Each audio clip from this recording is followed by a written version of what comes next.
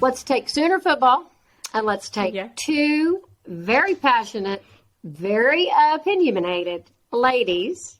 And what do you get? Talk Sporty.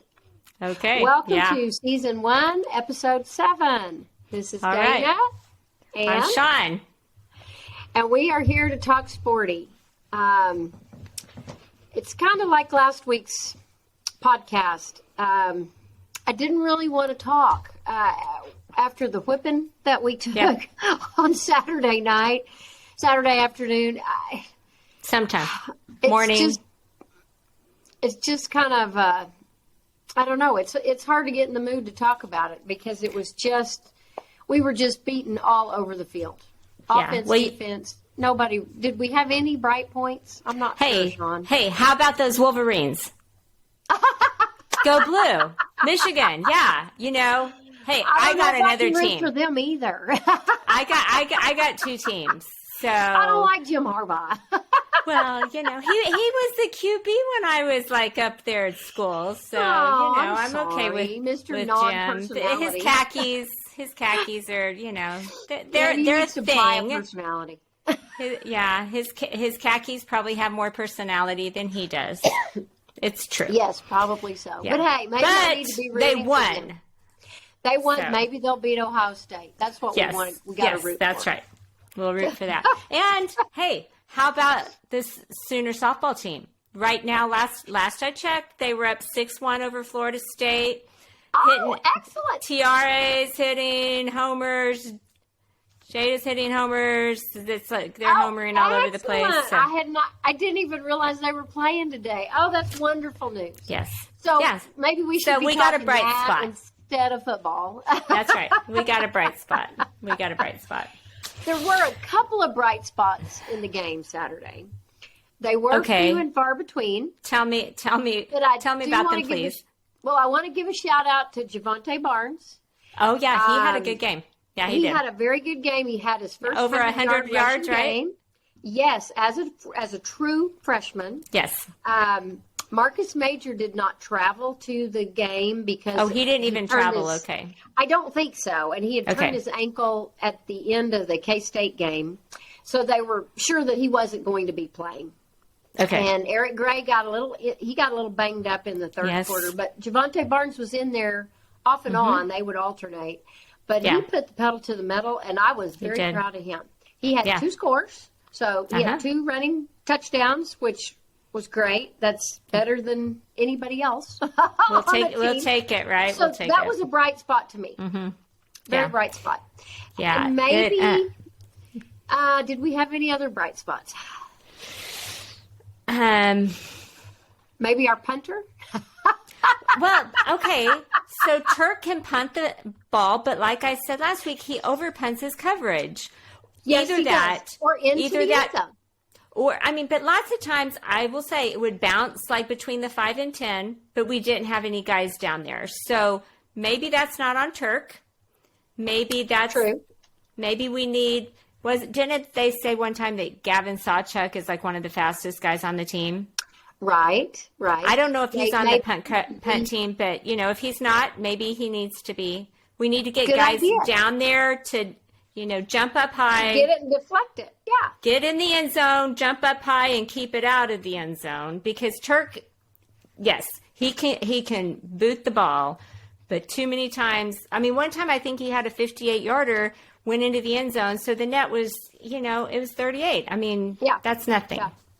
So, and I don't think the field position, at least as the game went on, it didn't really matter where TCU got the ball. They were going to score at will. And bless TCU's heart, they could have put 70-plus points on us. Oh, they could have. And I was very glad that Sonny Dykes took it easy on us and just kind of went to a run game, and he went on some 4th and longs instead of kicking a field goal or actually passing and completing it and getting another first down and scoring on us. So kudos to Sonny Dykes. Maybe that was a bright point of the game. Yes. And you know what? Kudos to Sonny Dykes, first-year coach. First year. Not first-year coach, but first year at TCU. And they're undefeated.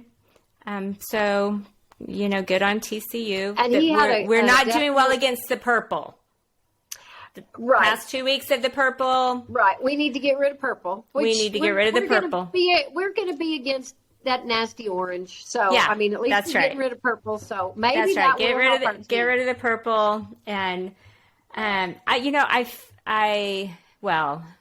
in a minute, I'm going to ask you if you've heard any more about injury reports, but I feel really bad for the guys because I don't think they expected to be here. I truly believe there are leaders on this team. Yes. Braden Willis is a leader. Marvin Mims is a leader. There are guys on this team who are leaders, and and other guys too. And I don't. Deshaun White's the leader. All the things they said after K-State were right, and the kinds of things you want your leaders to say. And so I feel bad for them. They didn't expect to be here. I feel bad for the young kids. I feel bad for all of them. Well, I agree. I do think that K-State exploited our weaknesses on defense. Mm-hmm. And I was listening to a podcast on Sunday after the game, and they were explaining that TCU didn't run their regular offense. Did they run something more like K-State? They ran exactly what K-State ran. They had a tight end up on the line to block, so they had six guys blocking our three defensive line. Yeah. And they just did exactly what K-State did, and it was kind of like the recipe. And so they put it to us just like K-State did. Right. So I'm hoping we learn from that, hey, the next team may do the same thing, and we're going to have to change up that D-line. Why don't we go to a forefront? We just were not able to get any pressure on the quarterback, and when we just about think we could, then he'd drop off the ball or long bomb, or he'd take off running for 60 yards. So, just an abysmal effort from at least even being prepared, I think, for what we expected them to play. Right. And so I was and full disclosure, I've said this before, I don't necessarily, even though my son played defense, I understand positions, I understand some of what they're supposed to do, but I don't understand different defensive schemes. And I was reading on how we had, prior to K-State, we'd been playing 4 guys on the line. And, remember how after that K-State game, I was asking you, where was Reggie Grimes, And we've been running 3. And I saw that they did a little bit of that, 3-man front against Nebraska. But then somebody said, and I don't know if this is true, but because of, I guess, our Mason Thomas and Stripling and some of these guys are kind of banged up. And right, those guys didn't suit out. Yeah, and so that's why we've been running this 3-man front instead of the 4-man, three down linemen instead of 4. Okay. So, I did not realize that. Maybe that is, and then I've read a lot that it's not an easy defensive scheme that Venables has in place. And it takes time to get the players used to it. And some people have been jumping to this quick conclusion, well, we don't have the players. And I have this thought too, when you take over a team, if you don't have the players, maybe you need to scheme to the players you have. Some of the stuff I've, read from greater football minds than mine is sometimes you don't. Sometimes you need to have those kids who are going to be there next year, really working in this scheme and getting super familiar with it. So next year they will look better. And and then you bring in, what backfill, whatever guys you don't have. But they said it's not that these guys can't do it. It's getting familiar with it. And that we do have the players who can run this scheme, but it's not an easy scheme to run, and our players have been used to running an easy according to what I read on Twitter, because if it's on the internet, it's true, right? But oh, sure. But the Grinch's defense was not complicated like this. Correct. I've read those same things that say we could try and do something easier, but does that get us prepared for the next year and the next year, especially with these freshman guys and these new recruits we've got coming in?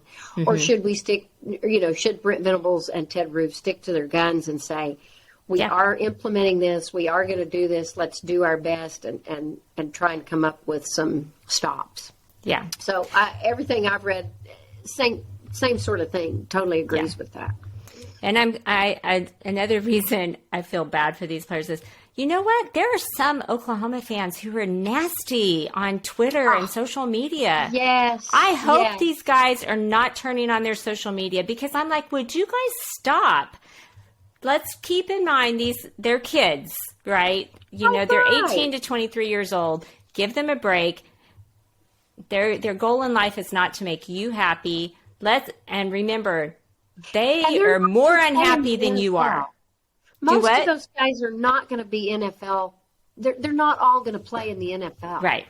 Yet, I think sometimes fans expect them to be a starter on Sundays. Right. And if our whole team was that'd be wonderful. But we all know that most of those guys, they love football. They're playing their hearts out. Yeah. So we should commend them for that, not exactly. Agreed. When plus, they have a bad day. Yeah, and they're 5 games in. We're not 5 years into this, right? We're 5 games into BV. So let's tap the brakes on this negativity just a bit. Yeah, I agree. Well, and I think last week there was a lot of negativity towards Dylan Gabriel. He still had 65% completion passing completion rate. He did miss some balls. And it seemed like he was nervous at the start of this game and maybe trying to force some of those passes. Right. And I wondered, had he heard some of the social media? Was he trying to play his best so that there wouldn't be those negative reports? And then, of course, he gets injured. Oh, gosh. And goes out, and it was a horrible hit. And it's like, give him a break. He's trying to do his best. He's not out there trying to lose or no, of course play poorly. So we should be supportive and positive, not agreed. Negative. Yeah. Well, talking about injuries, so I heard, not that he's been cleared to play, but that he's doing well. I heard, Harmon's moving his extremities, was released from the hospital that night. Thank goodness. That was a horrific scene there on the field when Harmon got hurt. Yes. That was really hard to watch. Hard to watch. And, it was one of those things where a lot of people were turning off the TV. They weren't, and ABC was in the middle of changing their coverage to Florida State, Wake Forest. And so, it was one of those things where you're kind of like, we finally found it on one of the ESPN affiliates, and at that point, everybody's kneeling on the ground. Yes. And it's like, what happened? And I still haven't gone back and watched the play, so I don't know. Right, I haven't. What either. happened? The only thing I read was it's like he had a knee to the head, so I don't know if he was tackling and the guy he's trying to tackle. It was one of those inadvertent things. I think for sure. Okay. But I'm glad. Anyway, they said all the scans and things were normal when at the Fort Worth hospital, and then they released him to go home to Norman for further care. Evaluation. And that's all I've been able to find out. Okay. Have you heard about any of the other guys that got banged up on Saturday? Because I tried to look and... Wanya Morris came out in a sling in the second half of the game. So I'm assuming it was a shoulder injury or an arm. It looked like a leg at the time when he went out on the field. But anyway, I hope he's up. He did have I'm forgetting the player that came in and subbed in for him. But he played the whole second half in Morris's I don't remember who came in his place and either. I haven't been able to find out anything about Theo Weiss. He came down and landed strangely on his right knee. Yeah. And I haven't been able to, hadn't been any word about him either. Yeah. As far as, is he going to practice this week? Is he okay? Or did he have an injury? I'd also, seen people on Twitter asking where Jaden Kanek, is that how you say his last name? Kanek? Kanek. Uh-huh. Okay. It's Jared, because he played so well against Nebraska, and then I saw somebody said he's hurt. Maybe not badly, but he's hurt. So it's not just that, he's a freshman and they're trying to, keep him out, that he's kind of banged up. And so that's why he hasn't been playing, to maybe, give some of those linebackers any kind of rest or backup or whatever, But, I mean, a lot of our guys played really well against Nebraska, and that doesn't mean, that they would come in and play really well against TCU, because a lot of the guys who are on the field right now played really well against Nebraska, so that's not the best indicator. Yeah, but anyway. True. All right. Go ahead. Really, yeah. The other thing that I noticed that is a negative, of course, for our team is our backup quarterback play. I don't think he had been allowed to pass in any of those games that he went in, just kind of towards the end, and we're up, and that showed. I think he was nervous. Yeah. He had a hard time trying to scramble around. I think he'd look at his receivers. If they were covered, he might force the ball or just throw it away. Yeah. There's a big drop off to me between our starting quarterback and Davis Beville. And I don't mean that in a mean way. I don't know that he's wasn't he like second or third string at Pitt? I mean, he wasn't a starter there. He was third string at Pitt. Yeah. So, I do wonder if General Booty would be better. And he's at least played quite a bit. Last year. And collegiate. Hey, if I'm not opposed to, if Nick is good with that and the coaches are good with that, I'm not opposed to them putting Nick Evers in. We got Jackson Arnold coming next year, so put Nick in. Right. That last year we put a true freshman in, against Texas, and we won. And it worked. It worked. Yeah. So that was one of the things they said at halftime. The sports commentator said that they had someone had been outside the OU locker room, and that there was only one voice talking at halftime of the OU TCU game, and it was Brent Venables, and he said the second half is going to show who's ready to play and who's a team player, because you've got to keep playing. You can keep your head down and it's not going to get any better, or you can suck it up and try and play and go out there and make plays and make sure everybody knows you're on the field. Right. And he said this is where I'll see if you're with the team or not. Yeah. And I think he was able to substitute in some of the younger players. Some of them got some playing time. Yeah. It was one of those things that I don't think there was any way we could come out of the hole that we dug ourselves into in the first half. So hopefully that just kind of helped break the ice, and maybe some of them, maybe they saw some things that we didn't necessarily see, but they saw them as very positive, and they'll get to play in this game against Texas. Yes. So should we just talk about some of the Texas stuff? Tell me what's your favorite memory of OU Texas? Okay, so tell me about my. See, I had a different. Tell me about your favorite, but okay. So I'll tell you one thing. I remember my first time going to the OU Texas game. I was a freshman. My dad he worked. They were living in the Dallas area, and he worked for Nike, and so he was able to secure some tickets for me.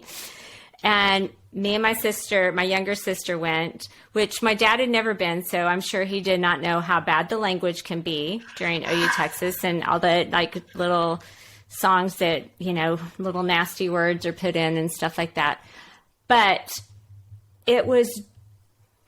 it's like no other game I've ever been to, and I've been to Michigan football games. We've been to the Rose Bowl. We've been to Bama. We've been to national championship games and you walk into that stadium and it's crimson and it's burnt orange, not one side and the other, from the 50 to the 50. You got the horseshoe of crimson and you've got the horseshoe of burnt orange, and it's loud. Straight down the middle. It's such an awesome experience. And it's so cool. We also won when I was a freshman, so that helps too. But I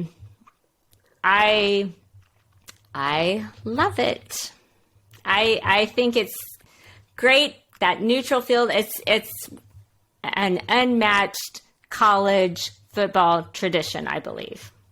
I agree with you on that. Yes, and it's at the Texas State Fair, which lends some excitement. You know, there's the Ferris wheel and there are rides going, and so there are lots of people around that don't necessarily go into the game. But it makes for a rowdy crowd, and the crowd 100% calmed down. But when we were in college and went, it was a very, very, very rowdy crowd. Lots. I'm sure that security had to call for lots of things. Maybe not as much now, but definitely it does kind of seem like it's toned down just a little bit, doesn't it? I would agree, and you see more children at the game, whereas when the very first game I went with you. Yes. It was 1984. We were juniors in college. Yes. We went down there with two other girls, and we didn't have Google Maps. No, we didn't. We had an old map, and your mom and dad helped us figure out what highway to get off. I know how to get to almost any place in Dallas from Preston Road. I can get down Preston. My parents lived in Aubrey, the Aubrey area for the North Texas people listening. And but then it's like, okay, now where do I go? Well, and I remember we get there, and it's October and 1984. It was rainy. Yes. It was chilly that day. We had sun because we were dumb college girls. Didn't know it's not supposed to be that way the second Saturday of October. It's usually sweltering. And then we are in traffic. We finally get off. We finally find a place to park in a grass field. I don't know how many miles we were from the fair. I'm dying now. We walk. We get in the game. We go through crowds of people. I mean, if you're claustrophobic, you would not like going it's not the place to be. And it's just almost like a mosh pit. Yes. And we get to our seats, and it's kind of rainy, and we didn't have rain gear, and most of the true fans had rain gear, but again, we were college kids and didn't know any better. And we finally, and it kind of rained and sprinkled off and on, and then the second half it got really rainy, and we went and stood underneath. Yeah, we stood underneath it. Still watched, but just to try not to be wet, but we were sopping wet. Yes, we were. And then the silly game ends in a tie. Oh, it was the worst. A tie. It was 15-15. Yes. And we went into that game. It ended in a tie. Let's say why it ended in a tie.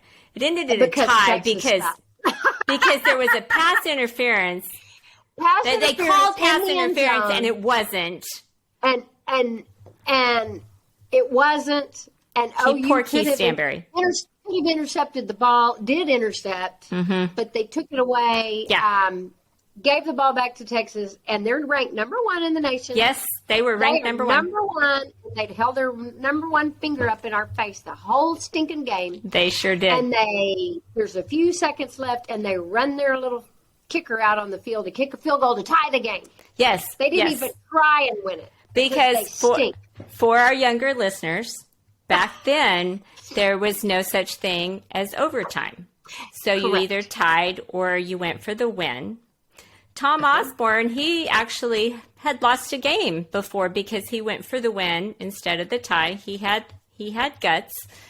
But not Texas. Texas did not have guts that year. And so, Dana, this is what I was going to talk to you about. I was going to ask you, remember when we first went to Texas and Dana has stories about me from that game, which they're not exactly true, I don't think, but I think she remembers some of this stuff after the game a little differently than I remember it. And yes, so after the game, of course, it ends in a tie. Everybody in the OU sidelines is upset because we are so dejected.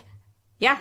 We were going to win the game. Right. We were going to win the game outright by 3 points. Yeah. I think even Barry Switzer's chased the refs off the field, yelling at them, telling them, no way that, that pass interference didn't really happen. Yes, pick that flag up. We finally clear out of the stadium. And, you walk by anybody in burnt orange and they're talking about, we're number one, and they're holding their fingers up in our face. And Shawn, my friend Shawn is like, you are not number one. If you're number one, you would have gone for the win. And I'm like, Shawn, we're going to end up in jail. She's not wrong about that.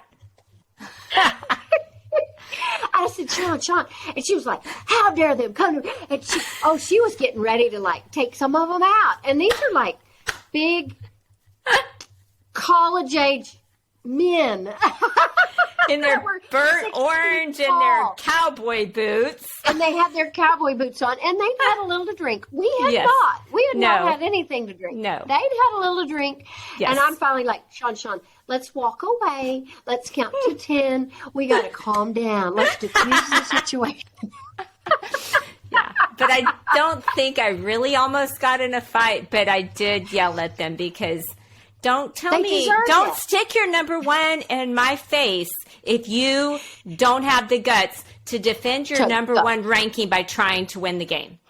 You took the easy way out and kicked for a tie. That you're no longer number one in my books. I agree. You're no longer my number one. I agree. Yeah.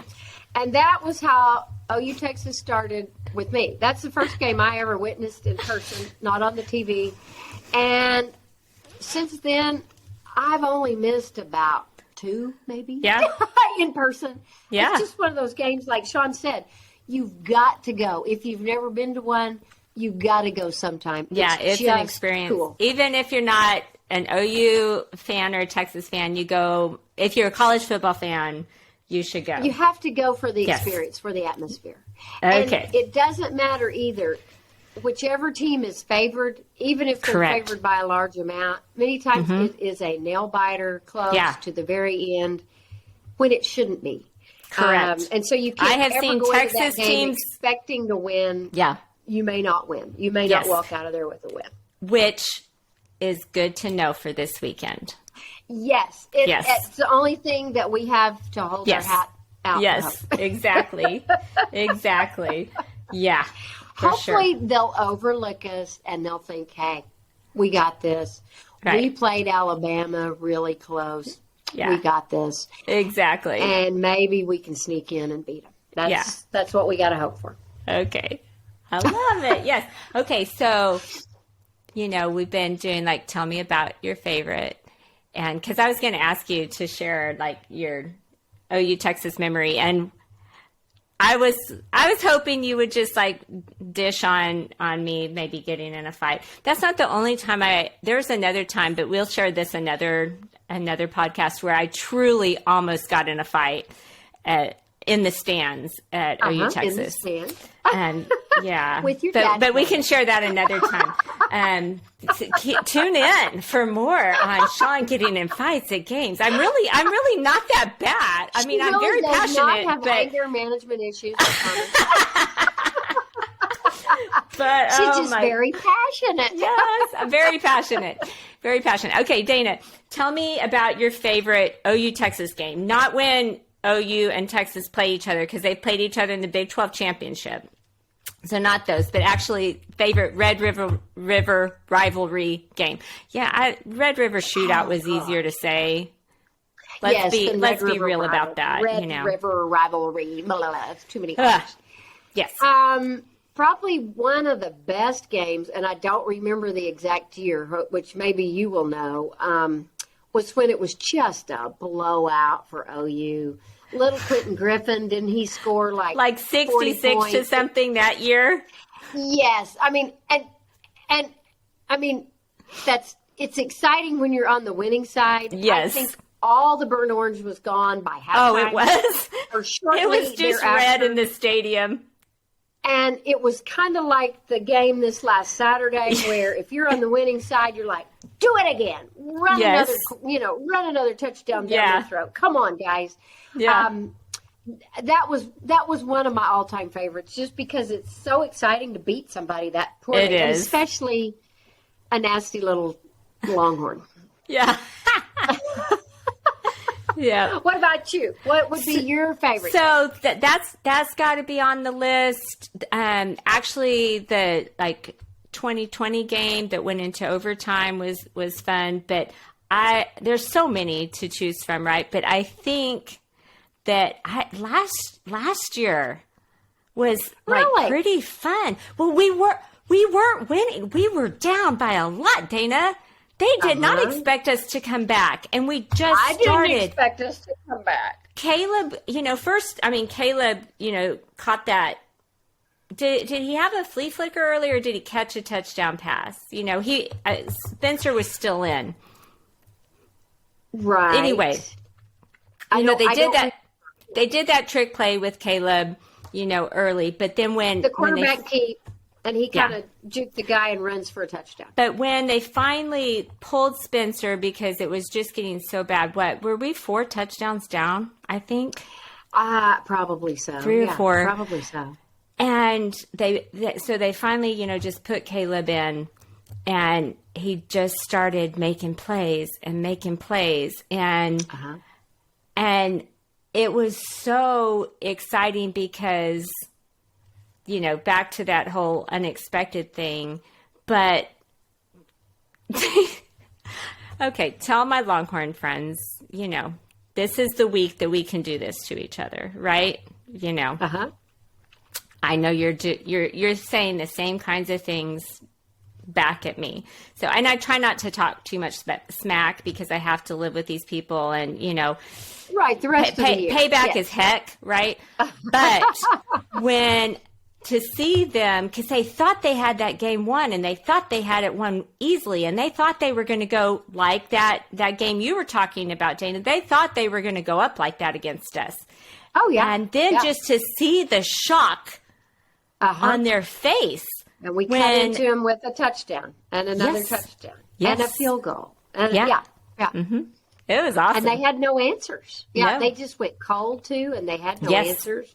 Yeah, it was pretty awesome, especially since every year Texas is back.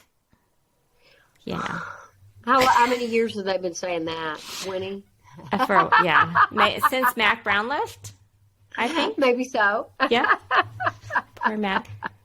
Talking about those quarterbacks going into, it's kind of that's a thing that happens at OU Texas sometime. I mean, I think Jason White.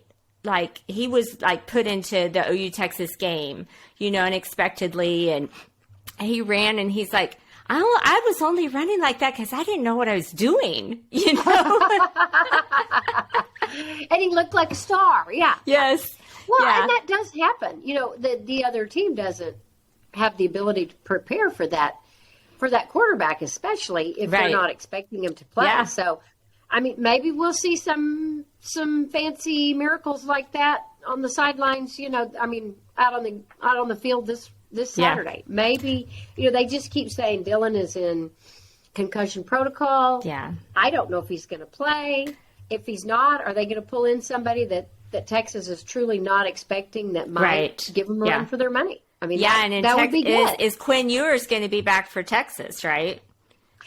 I always wondered when he went out in that Bama I remember. game, I told Brett you said this. And at the time I thought, they said, it'll be 4 to 6 weeks. And I'm thinking that's after OU Texas. They will have him ready for the OU Texas game if there's any way they can. Dana told me that right when it happened. I hope he doesn't play well. Yeah. I don't wish any ill health on him, but I hope he has a really bad day. Yeah. Well, frankly, after what happened with Tua last week, I'm guessing. I mean, concussions are weird, but Dylan was out for a little while. I'm guessing he's not going to be back this week. That's what I would assume too. And that they just won't say it. Yep. If they apply the kind of concussion protocol my kids had to go through in high school, which they maybe don't. Then if that's the case, he probably will not be playing in the game. Yeah, that's kind of what I'm thinking too. In which case, we need something to generate some offense. We do.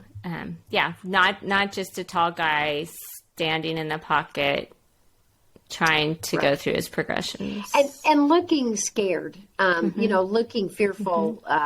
And if somebody came at him, he would try and scramble, and he just didn't have the speed to get away from any of those defenders. Yeah, just didn't have it. So I don't know. Maybe we need to be playing Wildcat. Let Eric Gray run the ball. Let Javonte Barnes run the ball. Let Marvin Mims take the snap. Run the jet sweep. And maybe we'll have some ingenuity. I don't know.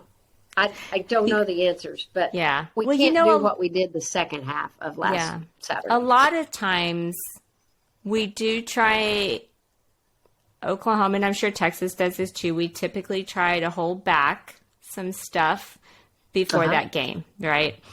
But we don't necessarily try and hold stuff back defensively. So, and they've got some weapons, Bijan and Worthy and Worthy, the two of those guys, And the quarterback, at least in the Bama game when Texas played Bama, the quarterback could hit him. Yeah. He could get the ball to him, hand off to Bijan or hit Worthy in stride, and they looked good. Yeah, and their defense looked better than it had towards the end of last year too. Their defense put a lot of pressure on Alabama. They did, and perhaps Alabama is not the star team that they've always been. They're ranked number 1 in the country now, though. Right. But, you say after that game, I thought perhaps they're really not as great and undefeatable as they have been in the past. Yeah. But they really had a tough time. They really struggled with Texas. And it makes me extremely worried for Saturday's game against our team. Yeah. But like you said, it's a game that anything can happen. And I have seen OU teams that end up even playing for the national championship lose in that game. And I've seen OU teams that should never even be on the same field with Texas. Some John Blake years win. Oh, win. Yeah. Yes. Yeah. That reminds me of another time when John Blake was the coach. My husband and I had gotten to where about halftime in the John Blake era, we'd just leave. There was no reason to stay at the home games when there was a Mexican food place called the Border Crossing. Yes, I remember the Border Crossing. On Main. Yes. And so we'd say, hey, it's time for Border Crossing because the Sooners are going to stink it up and lose again. And so we were out of the country, the OU Texas game that John Blake won. We didn't even check the score. It was kind of like, who cares? There's no way. We'll probably lose by 60. Yeah. And then it was 2 or 3 days after the game was over that we saw a score. And again, this was not sure that we may have had cell phones, but we didn't have that sort of world coverage that we have nowadays. Yeah. You don't have your ESPN app that you can open up. Oh, you beat John Blake beat Texas? How did he do that? That was one of about 2 of the games that I've missed since 1984. Yes. And if I'd known that they were going to win, I probably would have skipped the vacation and gone to the game. You would not have been out of the country. Yeah, I remember You're right. A year. It was when I was in dental school, and so, but it would have been before John Blake because OU was expected to win, and I was actually pretty sure I was in Denver.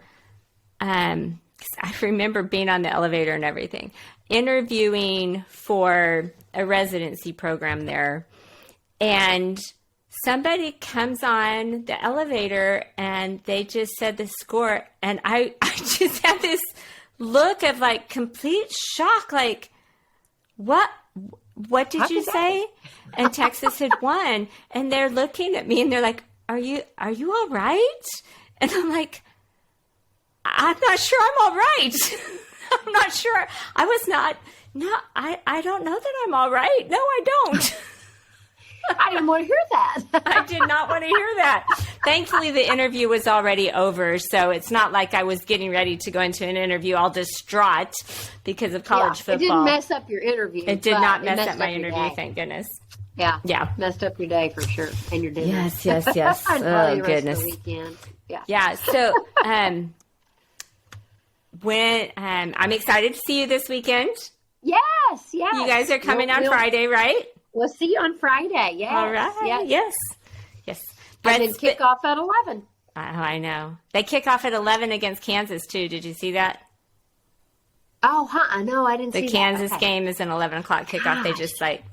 I know we've had all these 11 o'clock kickoffs. But Brett's been doing yard work, trying to get the backyard all nice. He's out there right now watching Monday Night Football with the TV, just making sure all that's working, put new landscape lighting in. Granted, had to do that because the dog, chewed up the other landscape lighting. So hopefully the dog's no longer a puppy and that won't happen anymore. Hopefully making sure the pool's all good and stuff. All right, so we need 3 swimsuits. So he's working on the outside. I'll work on the inside. And so we know the outside will look nicer than the inside. I'm just excited to see you, and then we'll be excited for the football game. Yeah, it's a fun time no matter what. I'll get my halftime corny dog, Fletcher's. Yes, shout out to Fletcher's Corn Dogs. Yes. Shawn always leaves with 3 minutes to go in the second quarter. Yeah, well, it all depends. Like I make sure we don't have the ball, so we're not on offense. So as soon as we finish whatever offensive stuff, I'll run out. Now, if we've got the game well in hand, I'll go out with 3 minutes left and get in line at I know exactly where the corny dog stand is and the best way to get there. Although we're up in the upper deck, so it's going to take me longer to get down there. It'll take a little longer to get down there this year. And get in line, get that corny dog, grab an iced tea, get it all eaten before I go back in the stadium. And it's always fun because, you're out there and then you start hearing people go, yeah! And, when you're outside the stadium, you can tell which side it's coming from, right? So I can tell if it's coming from the Texas side or the OU side. And I think last year I just come out and we maybe scored or something, that's when we were starting to turn it on. I'm texting, what did I miss? But those corn dogs are important. They're very eat corn important dogs. to Shawn. Yes. Well, I eat very healthy most of the rest of the time. Except at the state fair. And I don't get tons of fried food, but the corn dog, Fletcher's corn dogs, they're a thing. Hey, real quick before we get off the OU Texas stuff and, maybe finish this episode. But so I read today, whole new kink in the transfer portal stuff, that there are at least 2 SMU players, maybe 4. Yes. Go ahead. I wanted to talk about that. These I'm glad you guys, brought it up. So they've decided they're going to transfer and they are going to sit out all the rest of the games because they don't want to mess up their red shirt. Right. And some of them, they played in 4 games, which is all that you're allowed to play in 4 games and not lose your red shirt. You can still red shirt after 4 games.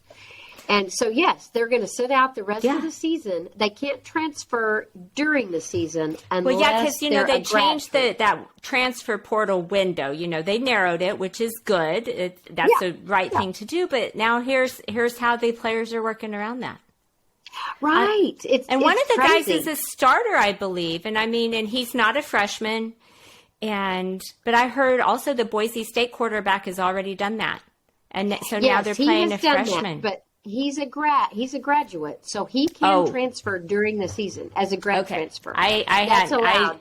The article I read did not point that part out.